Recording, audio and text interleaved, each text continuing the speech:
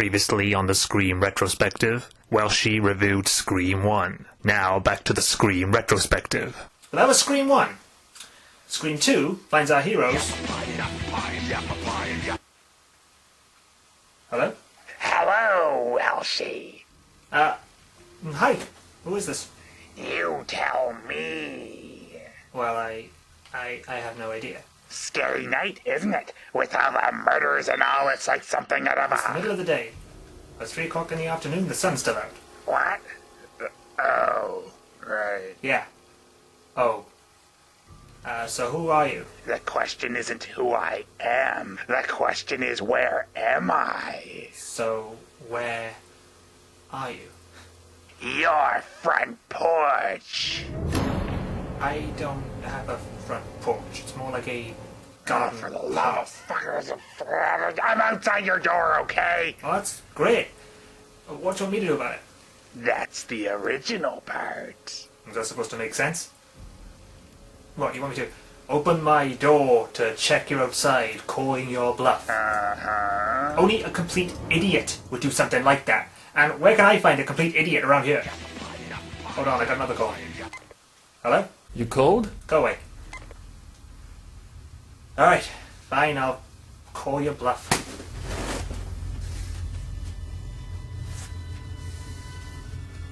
Come on, Rob. This could be dangerous.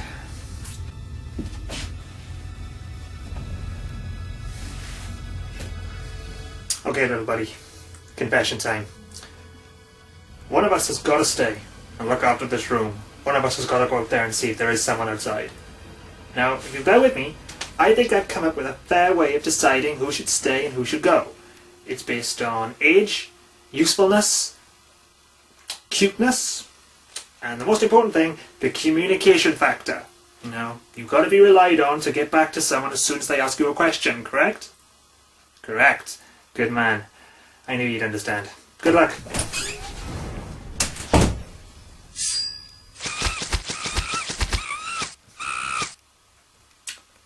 Hey, I can always buy another one.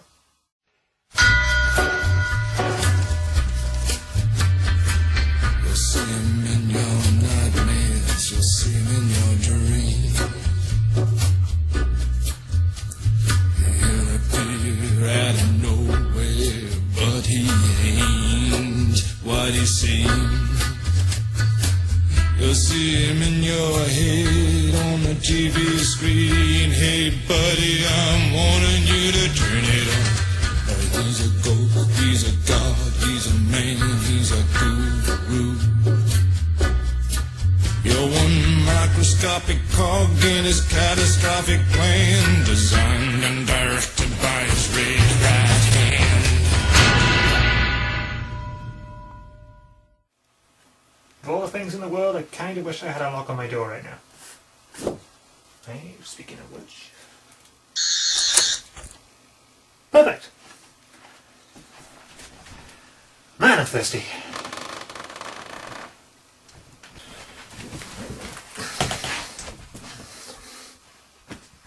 Just in case. Hi! I'm Welshy. But you should already know that by now.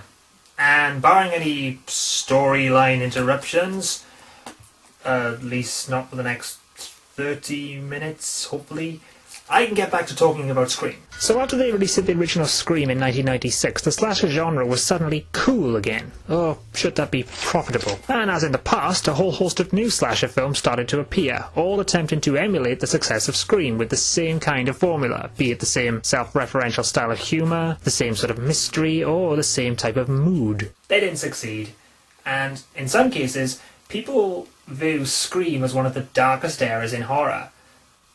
I respectfully disagree with those opinions. I mean, it was only nearly 10 years later that people were accusing Saw of exactly the same thing, starting a dark era in horror, this time with torture porn.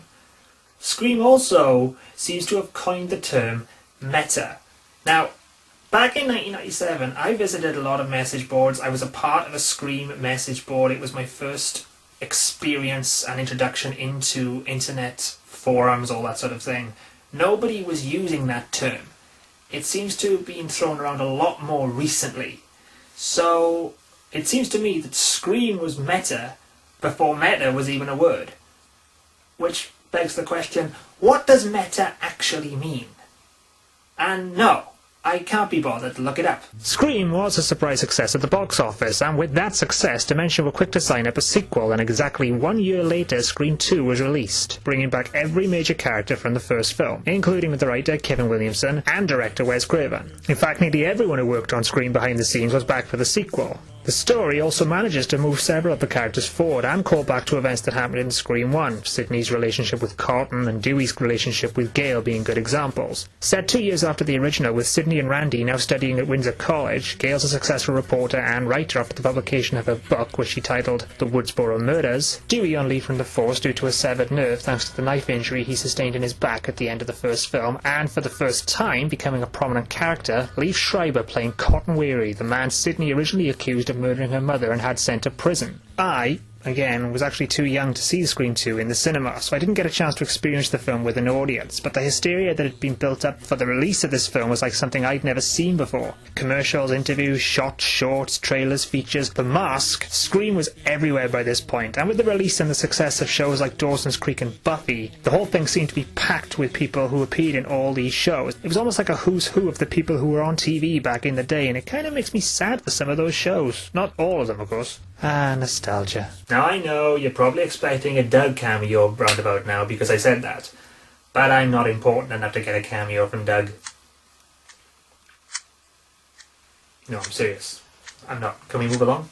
Scream 2 was released under a buzz of anticipation. It was a guaranteed hit no matter what the critics thought, and had a huge number of the current TV stars wanting to be a part of it. Despite having a few more obvious flaws, Scream 2 is my favourite of the franchise at the moment. The only thing that lets it down for me is the killer reveal, the last scene basically, which is a shame, and it's something I will cover. Everything else, apart from one excruciating singing sequence, which again I will cover, sadly, is really, really good. And Scream 2, to me, does have the best death sequence in the Scream series. It's also got some great stalker moments and some great tension moments.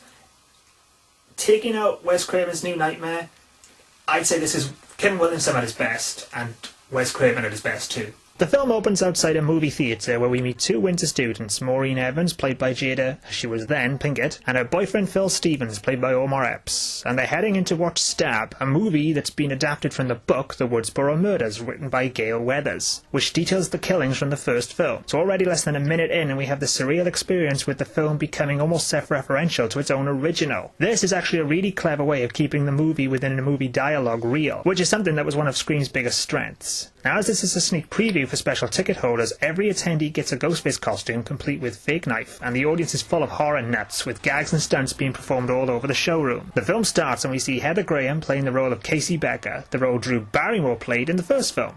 Confused? The scene plays out very much like it did in the original Scream, but I love the little cliché nods that Williamson and Craven add to the scene. Examples being the thunder outside, and the even bigger cliché of having the victim either naked, semi-naked, or in the shower. So many horror films have a scene like this, and it's fun to see the makers poke fun at it by including it in the movie's movie. It's also a chance for Williamson to put himself into the role of the horror movie watcher, as he has Maureen shout out some of the things I know people have shouted out while watching these movies. Bitch, hang the phone up and star 69 his ass. Damn. Of course, there are some other things people like to shout out while watching these films. This film is awful. The lowest form of shit. But to each his own. Maureen isn't a big fan of horror movies, or being scared, and leaves to get some popcorn. All over the theatre, people are dressed up as Ghostface, messing around and having fun. But when she returns to the showing, Phil thinks now would be a good time to pull a scare. What an ass.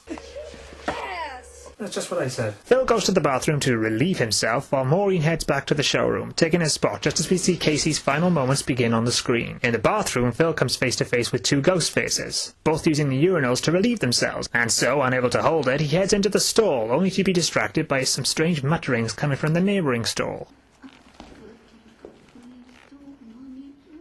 Veering off topic for a second here, I've always wondered myself if the mumblings in that stall are in any sort of way a small nod to Black Christmas. If you've ever watched the original Black Christmas, a really good film by the way, the killer will ring the house and make noises and say things and obscenities and make some really hideous noises down the phone to the students. And I've always wondered if this is like a small little nod to that. I might be completely wrong though, so feel free to correct me if I am. Leaning in for a closer look, a new Ghostface spears his head and ear, resulting in Phil's death, which goes unheard by the two urinating ghosts. Back at the screening, Casey's being stalked through the house and makes her escape, just like she did in the first film. And with Maureen willing her on, a masked figure wearing Phil's coat sits next to her. Baby, give it up. And in another delicious slice of irony, Maureen seems to make a commentary on her own fate. It looks like she's about to get it. Want some popcorn? Don't mind if I do. As the whole screening watches the final attack of Casey, Maureen hides against Phil, only to pull away and notice blood on her hands.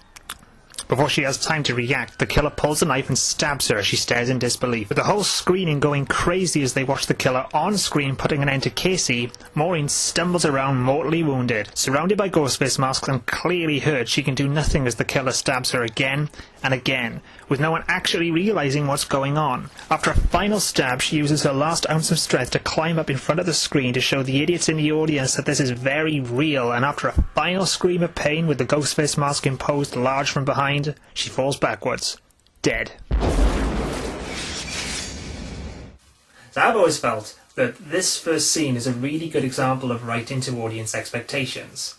Because with the release of Scream 2, everybody wanted to see Ghostface. He's one of the prime reasons for coming to see this film. People want to see the Ghostface mask again. It's like when you go to see a Halloween film, you want to see Michael Myers. You go to a Friday the 13th film, you want to see Jason Voorhees. People wanted to see Ghostface. So, in the very first scene, Kevin Williamson gives us Ghostface. He gives us a lot of Ghostface, but then smartly pulls back. And you don't really get to see Ghostface again until the end of the movie. There are a few, fleeting appearances here and there, but he doesn't really come out on force until the final act. This is a really good thing because it doesn't ruin it. His appearances actually mean something because you want to see him again. He isn't in it all the time. This is a mistake Scream 3 made, in my opinion. And that is something I will eventually cover. Moving forward to the next morning, we're reintroduced to Sidney Prescott, now in college, and she seems to have moved on with her life and put the events of the previous film behind her, despite the occasional prank call. Hello, Sydney. Yes? What's your favorite scary movie? Who is this? You tell me. Corey Gillis, 555-0176. She manages to brush these off like they mean nothing. We're also introduced to Sidney's roommate Hallie, played by Elsa Neal, and thanks to a quick change of channel, we see that Cotton Weary, the man Sidney accused of murdering her mother in the first film, is now free, and making regular appearances on TV shows trying to rake in some money for his false imprisonment. Through the girls' conversation, we also learn that Hallie has been trying to get Sidney involved with campus activities, most notably trying to get her signed up to one of the sororities, Delta Lambda Zeta. Now, I'm not American, as you can tell, so I have no idea what these things are, but from the looks of it, it just looks like they involve massive amounts of drinking. So get in there, my girl! The conversation doesn't remain casual for long as Sidney and Hallie watch the news and learn of the deaths of Maureen and Steve at the previous stab. With an air of inevitability, Sidney heads out to find Randy, but is ambushed by reporters along the way. We arrive at Randy's film theory class, which introduces us to Sarah Michelle Gellar as CeCe Cooper and Timothy Oliphant's Mickey, as well as a little cameo from Joshua Jackson. In the midst of the class, the whole room has another interesting conversation, this time on the theory of movie sequels. Are you suggesting that someone's trying to make a real-life sequel? Stab 2? Who'd want to do that? Sequels suck. No. The class debates sequels of all sorts, from horror to action, Aliens, far better than the first. to drama. The Godfather, Part 2. Yet, there is always one line here that's always annoyed me. Aliens is a classic, okay? Get away from her, you bitch. I believe the line is stay away from her, you bitch. No! No, it's not! Watch! Get away from her, you bitch! I've never understood why he says that line. And if anybody out there does, please, tell me. Sidney arrives shortly and Randy leaves with her after noting how he would make a sequel different from the original. I'd let the geek get the girl. Just like the first film where Randy reeled off the rules of surviving a horror movie, I just love this scene for its sheer cheek in attacking horror sequels. He doesn't go after horror in general, but Randy does note that the entire horror genre was destroyed by sequels, which is again a funny comment for a character to say when they're actually in a horror sequel. Sidney is convinced the killings are linked to them, while Randy is much more dismissive, putting it down to coincidence. It's at this point that most of the principal cast start to introduce themselves, as we meet Sydney's new boyfriend Derek, played by Jerry O'Connell, and with the media circus in full swing, the reintroduction of Gale Weathers, now with new hair and a new cameraman. Joel. Gale herself has become a celebrity due to the events of the first film and wards off attention from a number of reporters, most notably Debbie Salt, played by Laurie Metcalf, who seems to view Gale as her idol. With a press conference held, we meet the, I guess, heads of Delta Lambda Zeta, Sister Lois and Sister Murphy, who let our happy band know that there's a party tonight and Sydney's invited. Yeah, in any other movie, these guys would be so dead. As the girls wander off, Sydney spots a nearby figure who turns out to be Dewey, who heard about the killings and caught the first plane down, having become almost a surrogate big brother to Sydney and Randy since the end of Scream 1. Sydney and Dewey reconnect, with Dewey warning her about the possible dangers from people in her life, and after Dewey departs, Sydney is approached by Gale, who, in typical Gale fashion, attempts to use the situation to her advantage and brings Sydney face to face for the first time since she testified against him in court with Cotton Weary, in an impromptu interview that Sydney knew nothing about. I just love leaving these scenes, as he's playing a guy who wants to be viewed as a good guy and the man of the people, but he's clearly out for himself and playing it up to the cameras because he believes the world owes him something. His little glance at the camera after his speech just sells it. I'd just like to say that I forgive and forget. Just like you, I'd like to get back on with my own life. Sydney really doesn't like this and responds in a way Gale is all too familiar with. Humiliated, Gale stalks off and runs into Dewey, and we see a much tougher side to Dewey as he confronts Gale about how she wrote his character in the book and tells her a few home truths about her as a person. What I think is that you're money-hungry, fame-seeking, and forgive me for saying mediocre right now. She's got a cold storage shed where her heart should be. No offense intended. Ooh. I think it's safe to say that Gale didn't call much after the events of the first film. So at this point, all the players have been introduced, and now it's about giving the audience what they came in for. A Ghostface attack. While Sydney and Hallie arrive at the party promised earlier, we switch to sorority house Omega Beta Zeta, with CeCe home alone as sober sister, watching TV and chatting to a friend. A call from someone she believes to be her boyfriend interrupts her phone conversation. But after switching over, she learns this isn't her drunk boyfriend. Okay, Ted, you sound loaded. What's up? Who's Ted? This scene is a departure from the original Casey scene, as the caller doesn't really attempt to be flirtatious or misleading, signaling to everybody that this isn't Billy Loomis or Sue Marker back from the grave. This is a whole new Ghostface. That message gets across pretty quickly though. CeCe thinks she hears something upstairs and does the smart thing. She calls security and she leaves the house. Sadly, her connection's about as good as mine in work, and her signal is so bad she has to go back into the house so she can be heard. The upstairs occupant turns out to be CeCe's housemate, but in her interruption, someone sneaks in unnoticed. And after her housemate departs, another call freaks CeCe out and she sets the house alarm before beginning to move slowly around the house, while a film plays in the background. Exactly the same as the first movie. The tension builds to another call.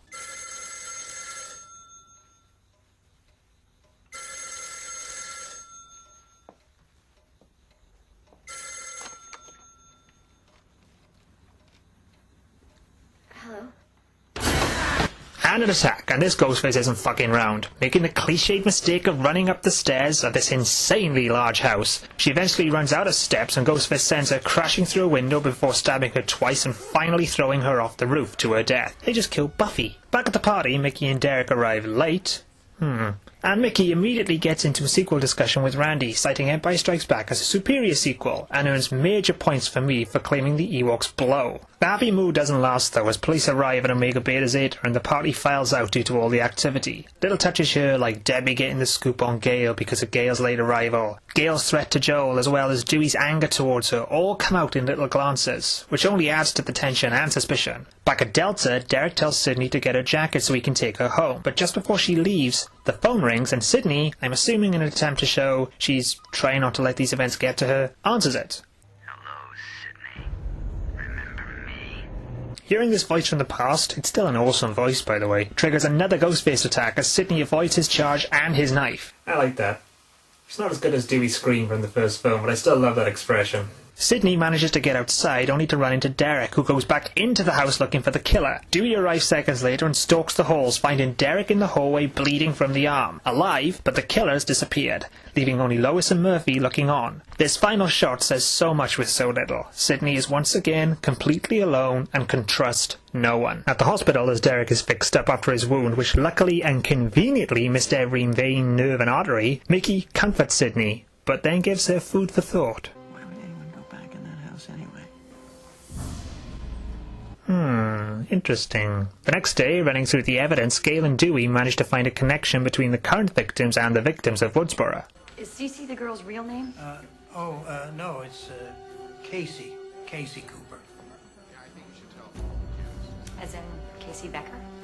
As well as her boyfriend, Stephen Orth. As in Phil Stevens. Maureen Evans, Maureen Prescott. That's Sydney's mother. I think you have a copycat on your hands, Chief.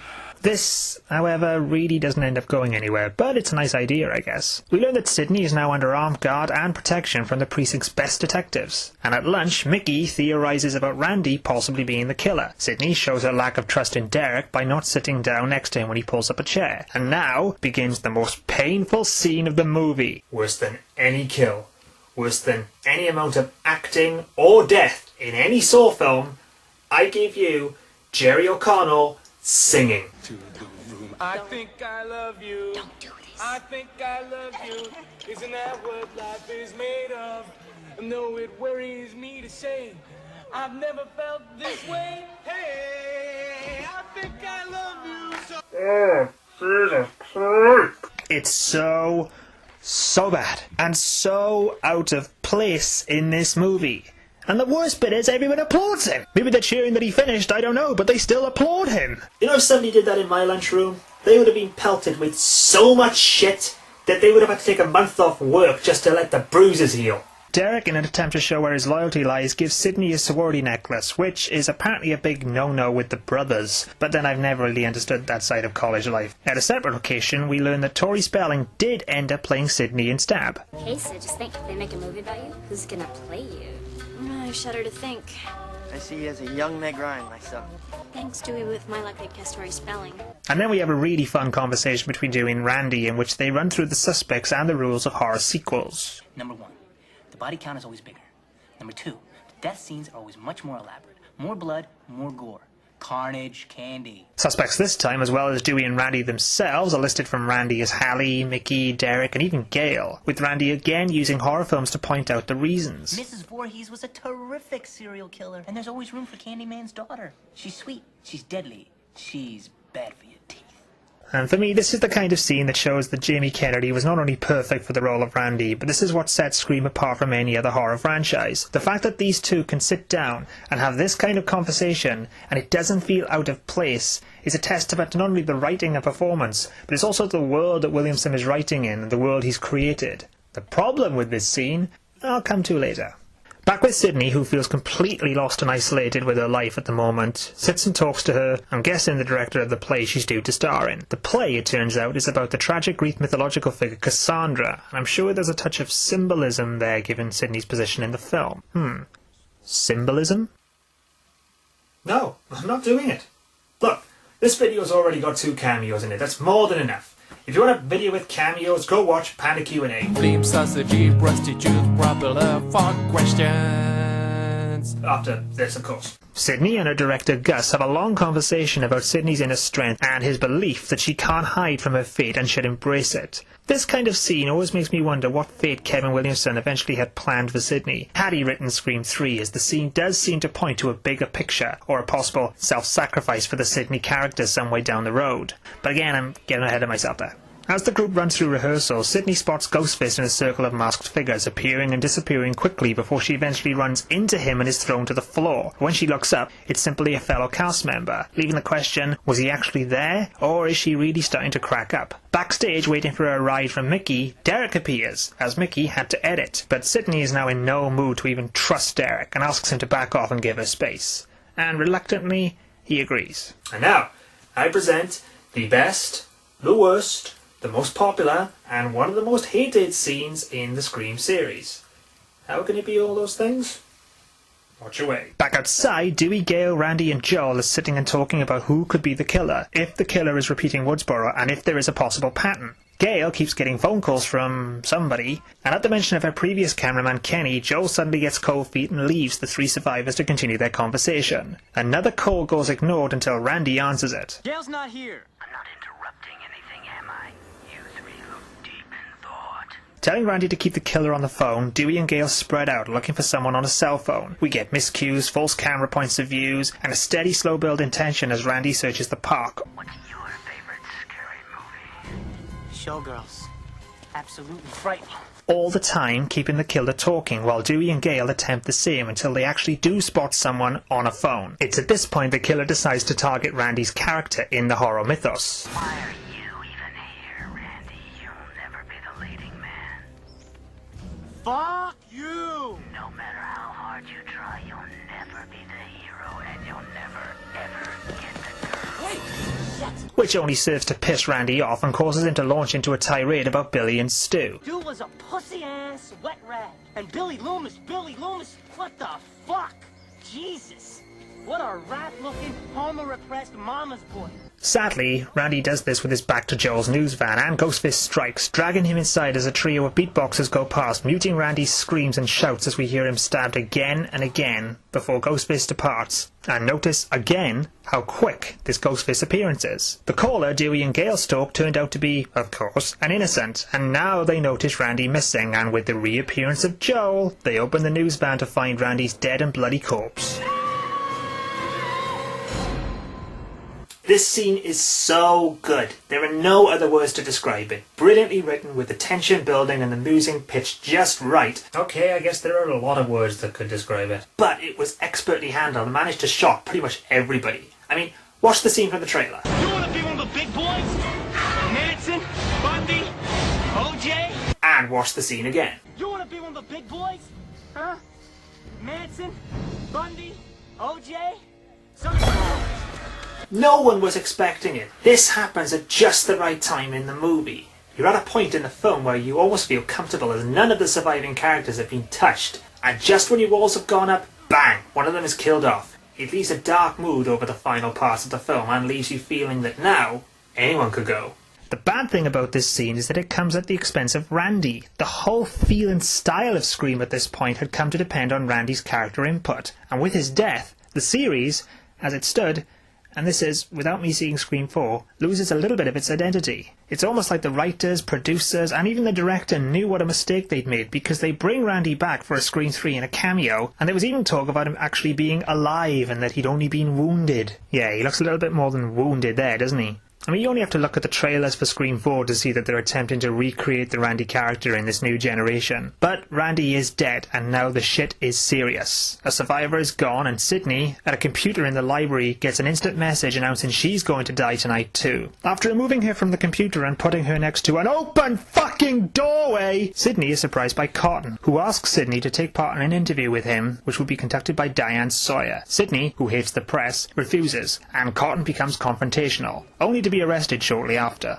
Cotton, like Billy in the previous film, is released as the police have nothing on him, and now, finally, Gale drops the report a hard bitch act and shows she really is terrified. First snapping at Debbie and then being abandoned by Joel, she turns to Dewey as he is pretty much the only friend she has left. Realizing that the killer is enjoying this and should be at every crime scene, Dewey and Gale grab Joel's camera and head off to find a VCR. Why they couldn't just use one at the station I've never known, but they head into the college, eventually ending up in the theatre room, where they watch back footage Joel has been shooting through the entire film, including Dewey's rant against Gale. You're a money-hungry, fame-seeking, and forgive me for saying mediocre writer. Far from being offended though, Gale throws Dewey atop the desk and the two have a far more heated makeout session than they did in the first film, which only gets interrupted by some new footage featuring all the film's victims. It's when the footage focuses on them that they finally turn around. Ever the hero, Dewey heads up to the projection box only to find it empty. There's no one there. Downey's first. And now Ghostface is out in force. Dewey, thanks to his limp, falls down the stairs while Gale manages to fight off Ghostface with, ironically, a phone, before running through the college and ended up in a sound studio, just managing to avoid being seen by the killer. A tense scene follows as Gale manages to stay one step ahead of Ghostface before shutting herself in a soundproof booth, which sadly doesn't have a lock. Well, I'm just guessing by that reaction it doesn't have a lock. Safely tucked away and soundproofed, she doesn't hear Dewey enter the room and call out to her, nor does she hear him knocking on the glass trying to get her attention. Ghostface does though, and attacks, spearing Dewey from behind and stabbing him repeatedly while Gale can only watch in horror. Before Ghostface can continue his assault though, he spots Gale, forgets Dewey, and makes a beeline straight for her. Gale manages to save herself by pushing over a unit blocking Ghostface's entrance, and after a few really tense moments, Ghostface vanishes. Alright, I love this scene. Brilliant tension, brilliant music, brilliant direction, just brilliant. I really need a thesaurus. Back at the college, as Sydney and Hallie leave for an undisclosed location, Derek sees her off, promising that he will still be there when it's over. As Sydney drives away, a cloaked figure approaches Derek. But, far from being the killer, it turns out to be one of his sorority brothers, who were out to punish him for giving away his letters. That necklace thing. And from the looks of it, the punishment involves marking him with knives, tying him up and getting him drunk. How come I never found out about these things in uni? With the campus issuing a state locking, all the roads around the campus are deserted. This leads to another Ghostface attack, and he dispatches one of the detectives before assaulting the other and then climbing into the car. Clearing the car of the dead detective, Ghostface floors the accelerator, running over the second detective in the process. With the detective trying to get a shot off, Ghostface aims the car off-road and the car smashes into a collection of iron poles, one going right through the detective's skull. Ooh, nasty. So yeah, he's definitely dead. Sydney is the first to awaken from the collision and spots the killer unconscious in the front seat. Or is he? Yeah, he is. Or is he? Oh, I'll stop doing that now. Being a cop car, the two girls are sealed in the back and so have to resort to desperate measures to escape. Desperate measures involve pulling back the metal grate that separates them from Ghostface, at which point Sydney climbs through and is now sitting right next to the killer. Obviously scared out of her mind and unsure if he really is unconscious, Sydney reaches forward to pull off the mask. Don't see it. Cheap, but I liked it. Sydney decides, fuck it, and climbs over Ghostface and out of the car. But despite being outside, Hallie's door still won't open, and now Hallie needs to follow Sydney's lead and do the exact same thing. By this point, when I originally watched this film, I kept saying to myself, oh, he's definitely going to get up now. He's really going to wake up now. But amazingly, Hallie gets out of the car too. The two girls run off, but Sydney hesitates and heads back, wanting to know who's under the mask. Why? Why didn't she just pull the mask off when they were outside the car? Returning, she finds the seat empty, and before anyone can react, Ghostface attacks, and with Sydney helpless to stop, he stabs Hallie to death before pursuing Sydney back to the campus. I have such a problem with the payoff for this scene. The only thing that lets it down is its climax. The characters are so smart until the very end, which hurts it a little in my opinion. Why not pull the mask off there? Why run away and then come back? I mean, they do try to cover it by having the window open on the far side of the car to show where he got out, but the payoff for this scene, especially the way it was shot, it's so predictable. As soon as you see this shot, you know he's going to jump out. Back at the college, Gail emerges from her hiding place only to run into a blood-covered Cotton who claims he was trying to help Dewey. Frantic, she runs outside, snatching the phone off Debbie and calls the police, believing Cotton is the actual killer. Back at another location of the college, Sydney hears music coming from the drama studio, and even though no one is around, she runs onto the stage calling loudly. Now this is what I meant when I said the climax felt a little off to me. It just feels like they're having to strip Sydney of all her smarts to make it all work, which goes against everything we've come to know about her for the last two films. Sealed on stage by the set scenery, she's startled as Derek drops from the rafters, unconscious and gagged after his punishment from the brothers. As Sydney attempts to release him, Ghostface approaches, slowly and deliberately, and unmasks himself, revealing the killer to be Mickey. Surprise, Sydney. Yeah, I expected that. No, I wasn't impressed. Now, I do like Timothy Olyphant, and I thought he was great in the movie Go, but here, he's playing it too over the top, and trying to come across as too crazy. It's one of the reasons I love Skeet Ulrich's portrayal as Billy. He starts out calm and gets madder and madder as the scene goes on, and by the end he's a raving lunatic. But it's believable. With Mickey, not so much. Mickey, doing what he's been doing through the whole movie, begins messing with Sydney's head, and claims Derek has been helping him the whole time, and berates Derek for getting himself tied up, leaving him all alone for the night. Derek desperately tries to convince Sydney of his innocence, but before anything can be decided, Mickey shoots Derek fatally, allowing Sydney a final moment to apologise for not trusting him before he dies. This leads to Mickey giving us his motive, and surprisingly, he's fucking nuts, and it also leads to him announcing his intended defence. I'm gonna blame the movies. Sydney doesn't like this and lets Mickey know, holding her own until he draws a knife and a gun. Cheap bastard. The raise of Derek's body suddenly signals the arrival of Mickey's partner in crime, and now it's time for the big reveal. Gail?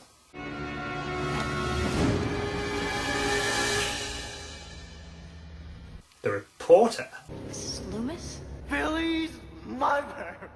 What a twist! I like it.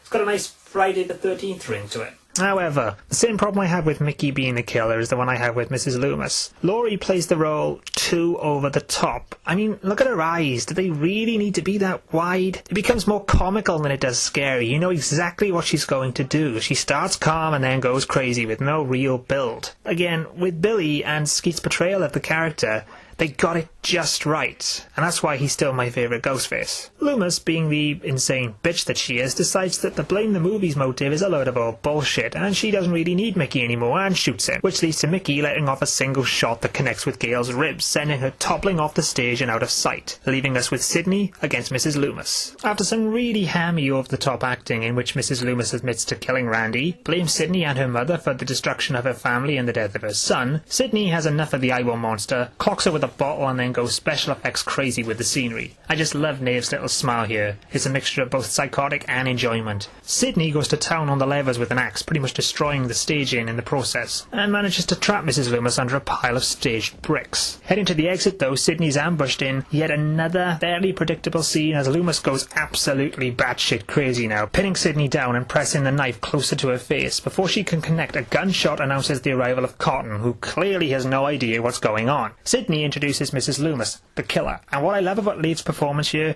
is he's actually more annoyed that this woman isn't a reporter. The bargaining gets laid down with Mrs. Loomis begging Cotton to let her kill Sidney. She sent you to prison for a year!